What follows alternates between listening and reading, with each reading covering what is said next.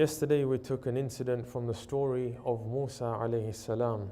We looked at how our subject matter of discussion of awakening our conscience to divine morality can be explored through the Quran, understood through its principles, and how Allah subhanahu wa ta'ala speaks to a fallible lady, inspires the mother of Musa to what his commands are, and the requirement to make her successful in this life and to make Musa successful, the requirement that she as a mother has on her shoulders so that Musa will be saved and Musa will become of the messengers, is to adhere and submit to the command of God and allow the plan of God to unfold while she submits to Allah subhanahu wa ta'ala. And the commands that He gave her were commands that any parent would find quite strange.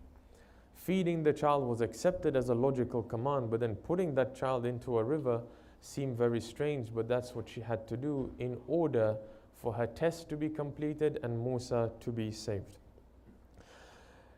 This religion that Allah subhanahu wa ta'ala has given to us is a holistic religion. Any religion must be defined by being holistic. As soon as you and I compartmentalize a religion and say, you know what, this is my work life, this is my family life, my social life, and then I have my religious life. As soon as we compartmentalize religion to be practiced in a certain place, at a certain time, on certain days, or in certain months, then this is not a religion. A religion has to be a holistic way of life. When it comes to trade, when it comes to business, the religion must dictate how I should do trade as well. The religion can't simply say, go and earn money. The religion has to dictate to me as well how exactly I have to earn money. What are my boundaries of earning a livelihood? Because only when it does that, then I know that it's holistic and it's giving me a complete picture. I want to mention this tradition from the Holy Prophet about earning wealth. The Holy Prophet says that whoever sells or buys must avoid 5 habits, otherwise he shouldn't sell or buy. To every business owner here, it's a very clear instruction from the Holy Prophet. I'm about to tell you 5 moral boundaries of earning wealth. If you're willing to uphold them, the Prophet says, then go and buy and sell. Otherwise, don't be a businessman, don't be a businesswoman. If you go and get employed, you'll get your check at the end of the month, you'll be sufficient. But if you want to expand your horizon, if you want to expand your memory, our Imam, the first holy Imam, he says trade. He says go and do business because it challenges your intellect. A businessman or woman doesn't simply take care of sales. They overlook every aspect of their business, from finance to sales to hiring and firing. This individual has been given greater capacity and is challenged on a regular basis. To the extent the first holy Imam says in a hadith, Imam says that if you want to increase your intellect, if you want to ensure that you expand your boundaries, then please go into business because it will challenge you. However, even this challenge has its moral requirements. And so the Prophet begins and he says, avoid these 5 habits, otherwise don't buy and don't sell. Some of them are common, but there's a couple of them which seem different to what we hear. The first thing he says is usury, interest. He says stay away from interest. You and I know the laws of interest. We know when we can accept, but we know that we cannot charge. Do not exploit individuals through interest because you have and they don't have. If you continuously exploit individuals, then you will never allow society to grow. So the first thing the Prophet says is avoid interest. Secondly, he says avoid false oaths. If you want to be a true businessman or woman, realize that you're not only projecting, you're not just the face of your business, you're the face of your religion, first and foremost. If I make an oath to you to say, I'm going to get this for you tomorrow, and I don't, what you will understand is not that this businessman doesn't stick to his word, but you will naturally push that onto my religion as well. And you'll say, these Muslims, look at how they act.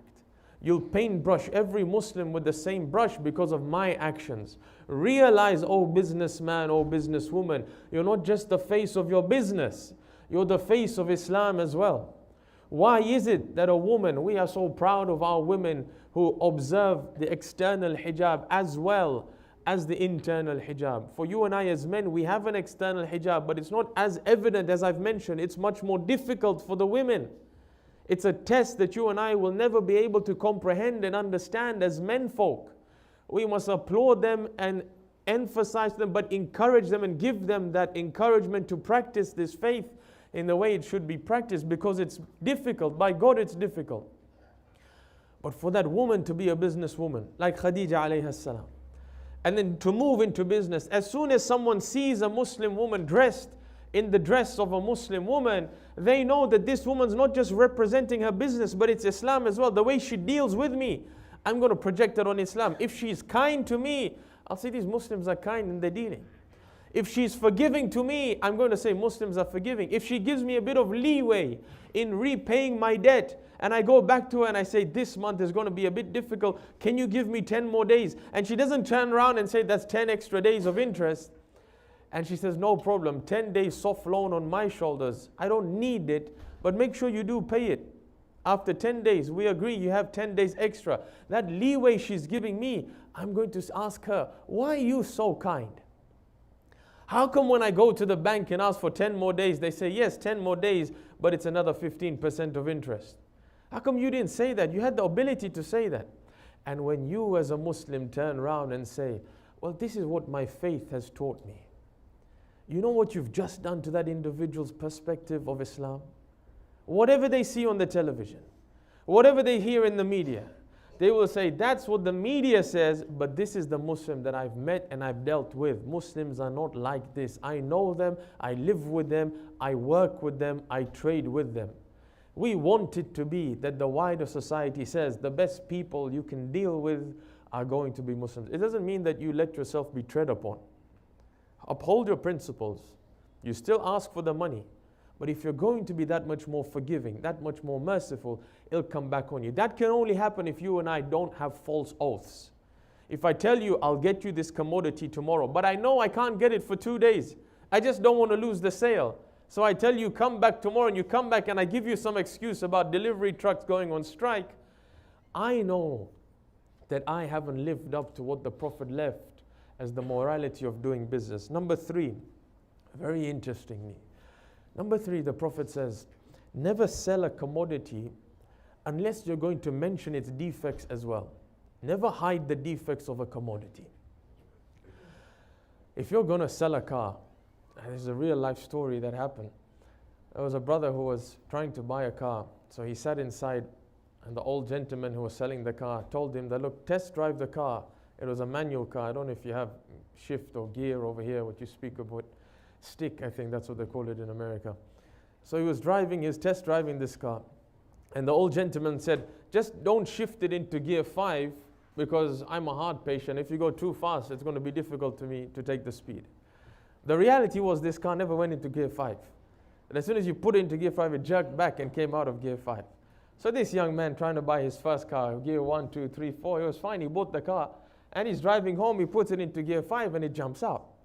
The Prophet says again, what has that done now to the trust that this man had in you? Do you think he will ever trust to do business with you again? If I'm selling a house that I've bought and I know the defects, or I'm a real estate agent and I've just taken on a house and I'm going to sell, and I know there are structural problems with this house, and I know that, look, it's upon you to do the survey. I don't have to go and say the defects, and I know that this structural defect will not be picked up on the house survey. So I let you do the house survey and you come back to the agent and you say, structural defects all clear, good price, I'd like to buy it. At that point, the Prophet is telling you and I, when that man or woman who buys the house finds out after 2 years, 3 years, 6 months that there is a structural defect, what do you think they'll think of you? Trust, my brothers and sisters, is like water on the palm of your hand. As soon as you let it drop, you can never pick it up again. If somebody distrusts another person, they might become friends with them again, but for them to trust them again, that's a very difficult task. It's a tall order to ask for. Why do you think the Prophet became the most successful business salesperson in the caravan of Khadija that he was? It's because he didn't exploit people. If there was a defect in the commodity he was selling, he would say it. Have you heard of a phone manufacturer today selling a phone? Have they said that this is going to have 23 hours of battery life, even with video usage? Or do they also tell you that after 3 years of continuous usage, you can expect the battery life to drop to 70%? And after 5 years, they'll drop to 50%. They won't say that, will they? They'll hide the defects. But then what happens after 5 years when you realize that this battery life no longer has 5 years on it, no longer can last for 5 years? You and I begin to distrust the manufacturer. The Prophet is not concerned about the manufacturer. He's concerned about your soul and my soul. That if I'm willing to hide the defect when I sell something, what trait has that just lanced inside myself? It's the trait of deceit. A man who is a liar at work, who gives false oaths at work, does he think that as soon as he comes to the doorstep of his house, he's not going to lie to his family? It's a trait now. It's part and parcel of who you and I are. If we're lying at work, no sooner do we open the door, I'm going to lie to my spouse. I'm going to lie to my children as well. It's who I am now. That is just the training ground. That's the battlefield at work. Inside, when I come home, my true colors come out. Maybe I'm cordial with my friends. I don't raise my voice. But that's not the test. The test is with the closest people to you. How do you treat your spouse and your children? A spouse on the day of judgment, one of the first questions she is asked is, are you pleased with your husband? And he is asked, are you pleased with your wife? Because these are the closest to you. You let your true colors be known to them. If I'm going to lie at work, be certain that this individual, God forbid, will also lie to his children as well. 1, stay away from usury. 2, do not give false oaths. 3, do not hide the defects of that which you're about to sell. Be a truthful individual. Number 4, do not overly praise that which you're about to sell. Because when you overly praise something, you increase an individual's expectation. An expectation of this dunya is never met. The Prophet says, any description of something in this dunya, the description is better than its reality. But the description of the akhirah is less than its reality. When Allah tells us in the Quran that you're going to eat of birds and drink from honey, he said, but God, I've drunk honey before and milk. I've had different types of birds and I've eaten them, and different types of meat. I've seen palm trees. Why not tell me something else that I haven't experienced in this life? God may say that, oh man, how can I explain something to you that you haven't experienced? How can I tell you of a color that you haven't seen before? What do I say? You, oh man, are so limited that I can only speak to you with that which you have experienced. That's why I tell you palm trees and rivers flowing. But when you enter into Jannah, the Quran says when we eat food as well, we will say this is similar to what we had before, but it's not the same. Why does the Quran say that you and I will drink wine in Jannah? The Quran is explicit. There is a type of wine that you and I will drink in Jannah. If it's in Jannah, it only has to be good for us. The wine in this life has been prohibited, because when you take from alcohol and intoxicants in this life, it makes you lose your senses. But the wine in the next life that Allah speaks about in the Quran heightens man's senses, increases man's senses. It's something very different. There is similarities. The name is the same, but the effect is opposite. The sweetness of milk there and milk here, there is milk. But that one is 10 times sweeter, if not infinite times sweeter, that you and I cannot even be given to understand what it is. That's why Allah subhanahu wa ta'ala gives these similarities. But He tells us through the words of the Prophet, if you're selling something, don't overly praise it, because the same thing is going to happen. When your subject, when your customer buys it and realizes, you know what, this isn't as great as he mentioned. When I'm selling a car, and if I tell you this car is the best thing that you can ever find, it's going to hold its value, as soon as I drive it out the showroom, 20% goes, it becomes a second-hand car. Tell me the truth. Don't overly praise it. That's a trustworthy businessman. How many times have you gone to the same shop, not because they're the best price, but you know you'll get the best advice. You'll know you get sincere advice. In construction, when you go and buy certain materials, you go back to the same electrical wholesaler. Why? Not because he's going to be cut down on price. No, he might be, mediocre price. But you know that he'll spend a good half an hour explaining to you what new products have come into the market, what is good, what isn't good, why he thinks you should buy it, why not. And then the choice is up to you. It's that level of service which is truthful that the Prophet is highlighting. Number 4, do not overly praise that which you sell. Number 5 is regarding our intellect. The Prophet says, do not show disapproval for what you intend to buy. Especially in the Indian subcontinent culture, this is normally a tact that we use to try and get a discount. That you'll walk into a shop, you'll ask the price, you like the commodity, now you'll say, now how do I get him down on price? Let's start to walk out of the shop, he'll call us back in, right? And I start walking out the shop and I'm waiting for him to call me, and as soon as he calls me, I turn around and he says, okay, I'll give it to you at your price. The Prophet is hinting at something here. He says, as soon as you show disapproval for something that you've already said, it's a good price, it's a good commodity, if it's overly priced, leave the shop. Try and negotiate. The Prophet says, negotiate when you go to the marketplace. Don't just buy at whatever price you're given. Negotiate a fair price. Don't exploit a fair price. But once you've made up your mind, it's a good commodity, good price, no sooner do you begin to show disapproval for it, you're going against your intellect. Your intellect is clear. It's telling you, it's the right price. I need it. I will use it for a good benefit. Let's buy it. But you're telling your intellect, no, you're wrong. I want a better price. So I'm going to lie to myself. I'm not lying to you. I'm lying to myself. I'm telling myself I'm going to make up something to disapprove of the commodity so I can bring down the price. That's the trait of deceit and lying. A businessman or woman who is deceitful, who is cunning, who is a liar, who is not loyal, who is not truthful, who wants to do business with such an individual?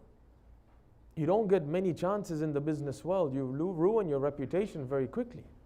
And as soon as the reputation is ruined, it's not just your business's reputation.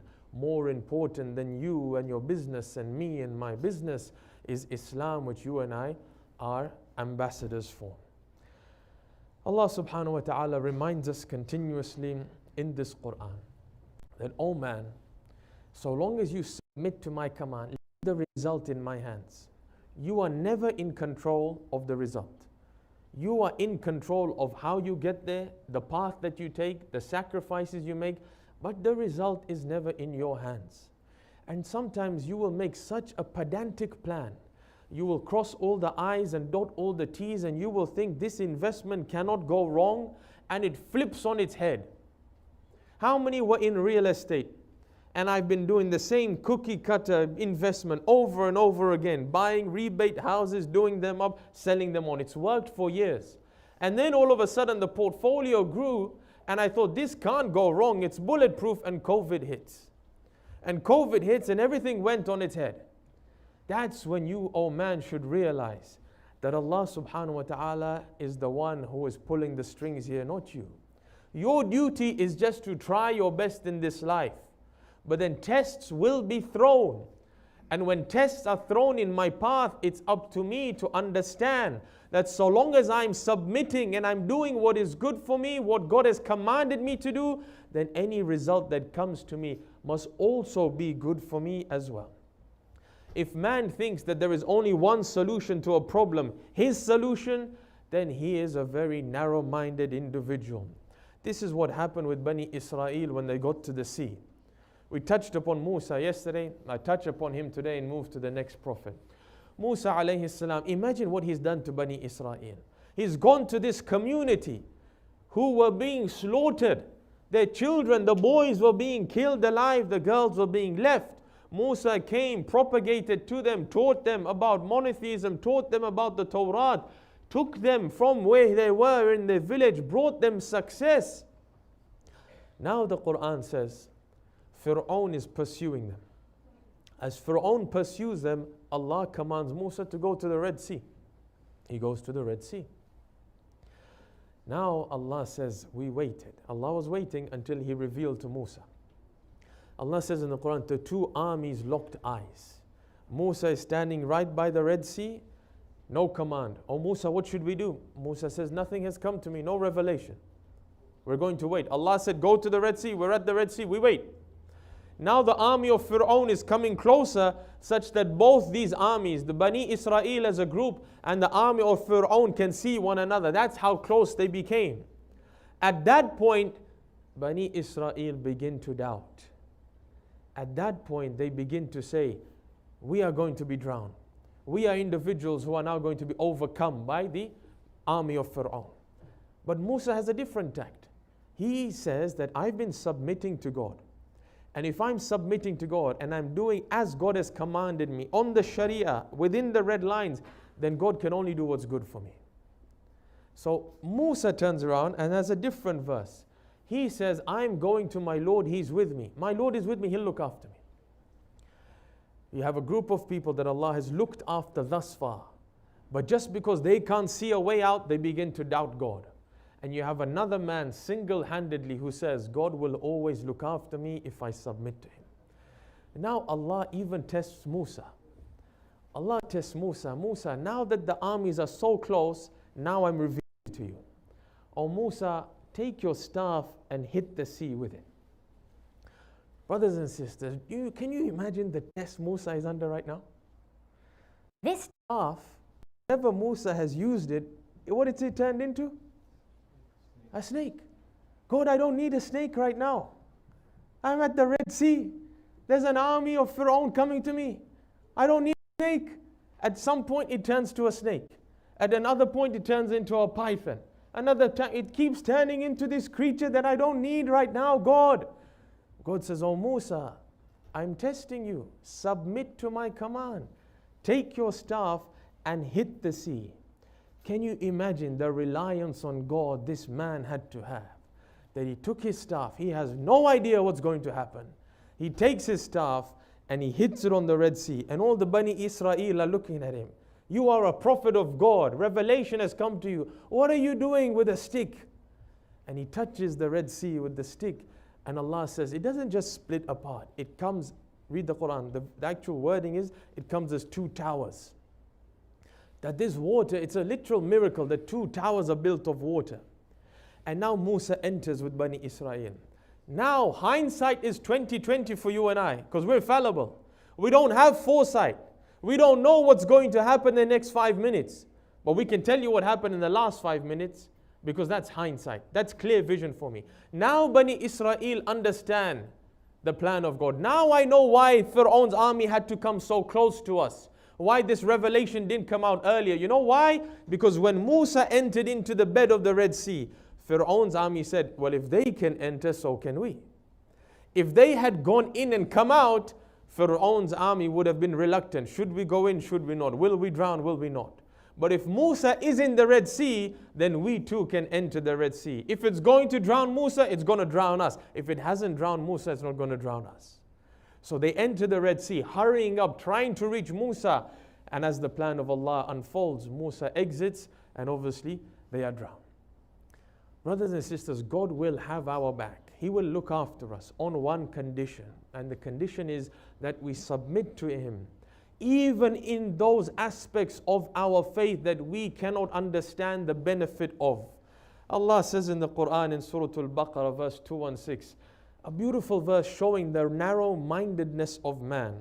وَعَسَىٰ أَن تَكْرَهُ شَيْئًا وَهُوَ خَيْرٌ لَكُمْ. O mankind, maybe you will detest something, but it's good for you. وَعَسَىٰ أَن تُحِبُّ شَيْئًا وَهُوَ شَرٌّ لَكُمْ. Maybe you will like something, O mankind, but it's not good for you. وَاللَّهُ يَعْلَمُ وَأَنْتُمْ لَا تَعْلَمُونَ. Allah knows you don't know, except that you are a weak individual who doesn't know what's good for him and doesn't know what's bad for him. Today you take this medicine, 10 years down the line you're told you shouldn't have taken this medicine. Today you drink out of plastic, 10 years down the line you're told microplastic, don't drink out of plastic. Oh mankind, you are weak. Antumul fuqara'u ila Allah. You are poverty stricken in the face of Allah. If you want success, don't make up the rules for this game. This life has been created by Him, and He will dictate to you what is right and what is wrong. Allow me to now move on to today's prophet that we want to take a lesson from. It's the best of stories mentioned in the Quran, and it'll still connect to our theme of upholding moral divinity. Allah subhanahu wa ta'ala says in Surah Yusuf, verse number 3, the verse I began with, نَحْنُ نَقُصُّ عَلَيْكَ أَحْسَنَ الْقَصَصِ. O Prophet, we are going to narrate to you the best of stories. بِمَا أَوْحَيْنَا إِلَيْكَ هَذَا الْقُرْآنِ. The best of stories that we have narrated to you in this Qur'an. وَإِن كُنْتَ مِن قَبْلِهِ لَمِنَ الْغَافِلِينَ. Prior to this revelation, O Prophet, you were unaware of this story. Notice what Allah is telling the Prophet. It doesn't mean that he didn't know anything about this story. The Jews of Medina, they knew about this story. The Jews of Mecca, they knew about this story. They knew bits and pieces. It was written in their book as well. You know what Yaqub is known as in the Quran? What's Yaqub's name in the Quran, aside from Yaqub? Israel. Israel is the name of Yaqub. Hence, Bani Israel, the children of Israel. They knew who Israel was. That was their prophet. So the Jews came to the Holy Prophet and they wanted to test him. They said, "Oh Muhammad, if you claim that this book is being revealed to you, or this revelation of the Quran is coming from God, then we have a question for you. Tell us, why did Israel migrate from Palestine to Egypt? What is the reason behind it? Ask your Lord to reveal to you if you're of the truthful one." And so this story, 111 verses, the longest story that has come down in one gush, one revelation in the Quran, is the story of Yusuf. But look at what Allah says about this story. "O Prophet, we are going to narrate to you the best of stories. You didn't know all the details of this story prior to this revelation. We're going to give you all the details that we want to give you. And you will have more details than those people asking you, such that even they will be left dumbfounded. But you know, for the best of stories, O Muhammad, you need the best of narrators as well." In some parts of the Quran, Allah says, "Hal ataka hadithu Musa." Has the story of Musa not come to you? Third party. But this story is the best, and the best of stories in the best of books will need the best of narrators. So Allah says, "Nahnu naqussu alayka." We are going to narrate this story to you, O Muhammad. Brothers and sisters, when you think about the best of stories within a religious text, the most moral text, the most upright text, the text that claims to take you and I from ignorance into light, what do you think the story is going to be about? Do you think the story is going to be about a life which is a bed of roses, a life of a marriage of two individuals where there is no problem, a family that loves each other and sacrifices for one another, a man who has a steady job and steady income, or a man who has freedom of expression and speech? This story is everything but that. Everything that I've just said, this story goes against every single sentence and statement that I made. This story is about blood brothers who are jealous of one another. Jealous to the core. A parent, Yaqub, a prophet, who nurtures his children, his blood children. He nurtures them in a way that he nurtures them in the fashion that he thinks is best for them. He kept Yusuf close to him. He showed Yusuf more attention than he showed another child. That doesn't mean that Yaqub was favoring one child more than the other. Allow me to give you a very practical example. If you have two children, one of them are very studious, reads a lot, understands through reading, and the other child is a very hands-on child, builds stuff, makes stuff, learns through action, are you going to put them in the same school? Probably not. Are you going to put them in the same after-school classes? Probably not. Will you let this one venture out camping for a couple of days? Probably, because he's probably built up life skills that he'll survive in the forest and come back after 3 days. Are you going to do that to this kid? Probably not. This child needs different nurturing. That child needs different nurturing. You might put him in a private school. You might put him in a different type of school. That doesn't mean you love one more than the other. That's the whole issue of equality in the capitalist society. That if you spend 20,000 on this child's education, you must spend 20,000 here. That's not what it means. Equity is different to equality. Justice means to put everything in its right place. I put this child in a different line of education, this child in a different line of education. Yaqub clearly showed different attention to Yusuf because he was going to become a prophet. He needed different nurturing. But those brothers didn't understand. It harbored jealousy in their hearts, to the extent that blood brothers made a plot with their other brother.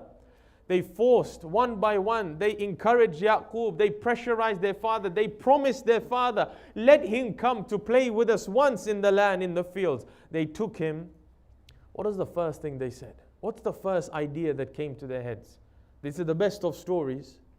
The first idea that came to brothers about one other brother. How old was Yusuf?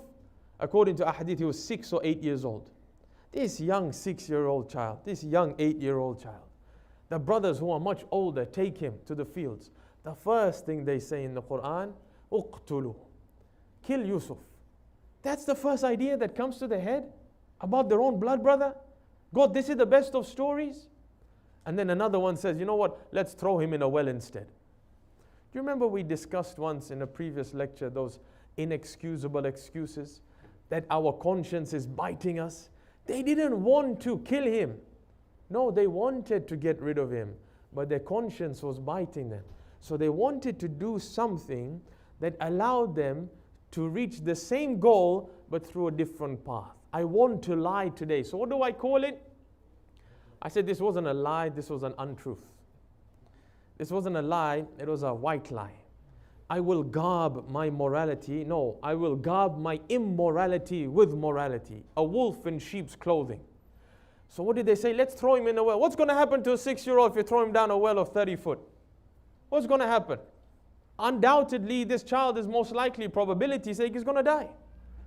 They threw their own blood brother inside a well. What did they do next? They took his shirt, they slaughtered a sheep, they put blood on it, they came back, they showed their father, crying in tears, in agony and pain. Oh, our father, look at what happened. We took Yusuf, we promised we were looking after him, but a wolf came and ate him.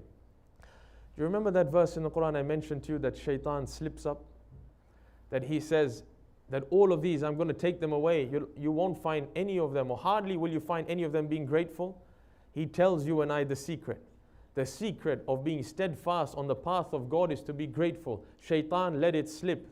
We have this saying in Gujarati, don't we? Chorna divas chalis, that a thief has 40 days.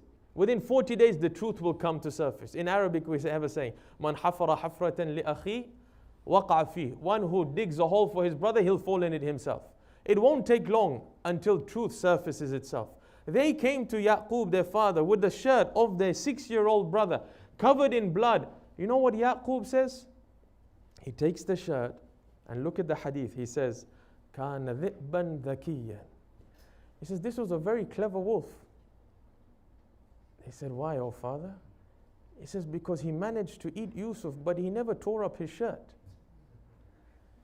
When you try and plot against God, God mentions clearly in the Quran, وَمَكَرُوا وَمَكَرَ اللَّهُ وَاللَّهُ خَيْرُ الْمَاكِرِينَ.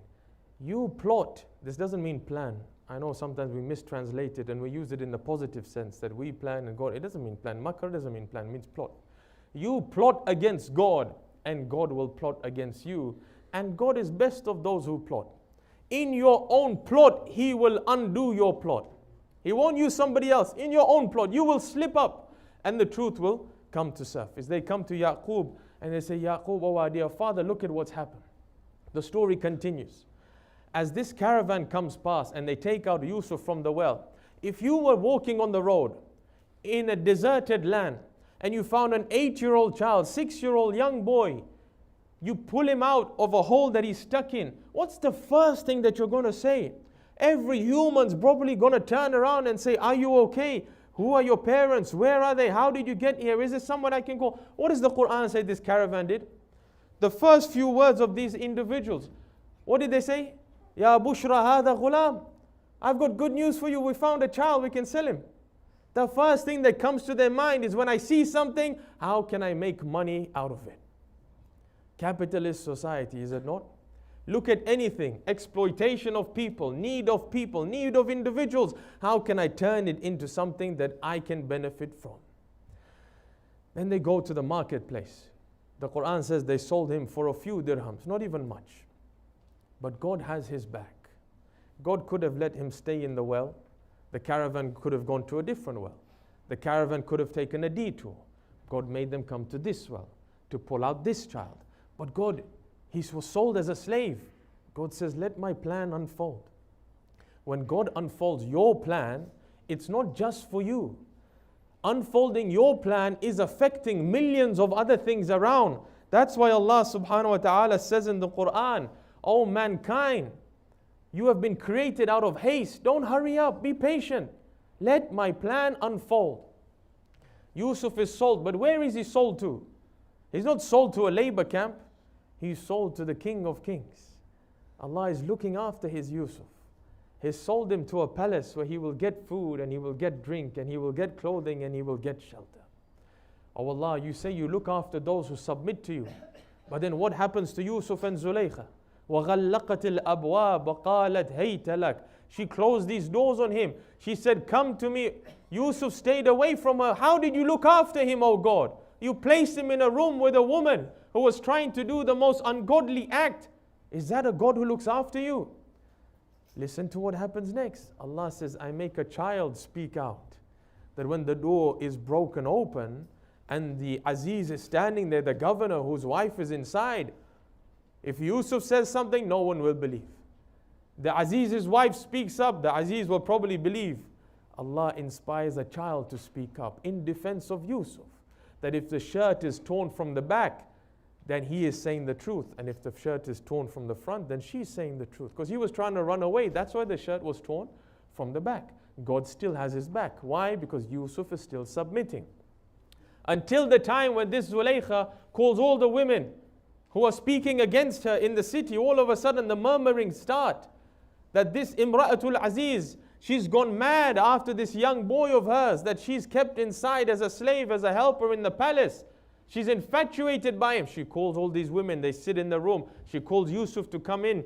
They all cut their fingers, don't they? It's at this point now Yusuf has two options and two options only. قَالَ رَبِّ السِّجْنُ أَحَبُّ إِلَيَّ مِمَّا يَدْعُونَنِي إِلَيْهِ. He says, oh my Lord, I prefer to go to prison rather than what they're calling me to. Oh Yusuf, do you prefer to sin and become a free man? Or do you prefer to go to prison where your hands will be tied, but your integrity in the eyes of Allah will be kept sane? Which one? You prefer moral principles and integrity of God. So he goes to prison. The story unfolds even further. My time has come to an end. I want to conclude with this final remark of this story. When in prison, Allah says that we will now establish you. We will look after you. But through what? Allah says we will teach you the interpretation of dreams. Oh God, if I'm in prison, why do I need interpretation of dreams? How is interpretation of dreams going to get me out of prison? Let Allah's plan unfold. As those two slaves who are thrown into prison come and they have dreams, Yusuf interprets for them. As they're leaving, Yusuf says, and make mention of me with your king. Then shaitan makes them forget the mentioning. If you read this verse of the Quran, what you might conclude is that Yusuf relied on these two men wanting to be freed, and that's why shaitan made these two men forget. Why? Because Yusuf shouldn't be relying on these two men. He should be relying on God. But that's not what it means. It very clearly says that shaitan made them forget because there's a plan of God unfolding. If they had gone back to the king and said, oh king, do you remember there's this man in prison, he's been there for many a years, let him free as well. Yusuf might have got free, but you know what wouldn't have happened? He wouldn't have got his reputation back, because right now everyone's accusing him of the worst of sins. Yusuf has to be freed and his reputation has to be intact. How will that happen? Shaitan thinks he's done a good deal. Allah says, this was part of my plan that you made them forget. Wait until I give the king a dream that he cannot understand. His interpreters cannot interpret. It seems like it's nightmares. When he speaks to his people tell him there's somebody in prison who will be able to interpret this dream. They come to the prison. Yusuf interprets the dream. They go back to the king. The king says, bring him out. Now who's in the driving seat? Yusuf. Who has the ball in their court? Yusuf. Now Yusuf can barter. Because of the dream interpretation that God gave him in prison, now Yusuf says, I'm not going to come out of prison until the governor asks his wife as to actually what happened in that room. Clear my reputation, then I'll come out. Otherwise, I'm happy in prison. The governor asks his wife. The wife says, he was of the truthful ones. I was the one who tried to go towards him. Now Allah subhanahu wa ta'ala has given Yusuf everything back. وَكَذَلِكَ مَكَّنَّا لِيُوسُفَ فِي الْأَرْضِ. Now we have established Yusuf in the lands. يَتَبَوَّأُ مِنْهَا حَيْثُ يَشَاءُ. Now he can choose any position he wants. The king trusts him. The king makes him the head of the treasury.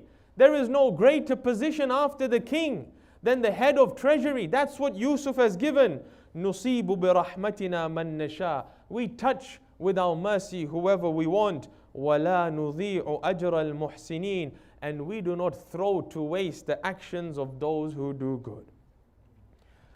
I conclude by what happens in hadith when Yaqub finally meets Yusuf. Take this as today's principle, if nothing else. When Yaqub finally makes and comes to Yusuf, this was the ChatGPT abridged version of this entire story. The story is 111 verses. The ahadith are even longer. But if we're going to concise it in some 45 minutes, this is probably what I could come up with. Finally, when Yusuf and Yaqub meet, this father who's become blind out of crying for his child, he knows his child is alive because his child had a dream at the beginning. He knows his child is alive. Now when they meet, a hadith says, Yaqub speaks to Yusuf. Imagine this father meeting his son after years on end, gaining his eyesight back, laying eyes on his beautiful son. He tells his son, oh my son, tell me what your brothers did to you. This father's heart must have been taken in the ringer for years. What did they do? How did he end up somewhere else? Did they throw him in a well? Did they sell him off? Did they injure him? Oh Yusuf, how did you end up here? Tell me what your brothers did to you. You know what Yusuf's reply was? He could have sat there and complained to his father. He says, oh my father, instead of me informing you of what my brothers did to you, let me inform you of what Allah did to me. If I tell you what my brothers did, they threw me in a well. It hurt me. I hit the walls. I scraped my hands. I broke something maybe. But no, he doesn't say that. He says, if I tell you what Allah did to me, you and I will only praise Allah greater. That when my brothers tried to put me aside, Allah brought me back in the picture. When my brother's plan was to get me sold off as a slave, Allah put me in a palace. When my brothers wanted it to be hard for me to earn a livelihood, everything was being given to me on a plate. When my brothers wanted that I don't have a job, God made me the head of the treasury. If I tell you what my brothers did, that's extremely negative. But if I look at it through the lens of the plan of God, then you and I will only fall down in prostration, praising Allah for what He did.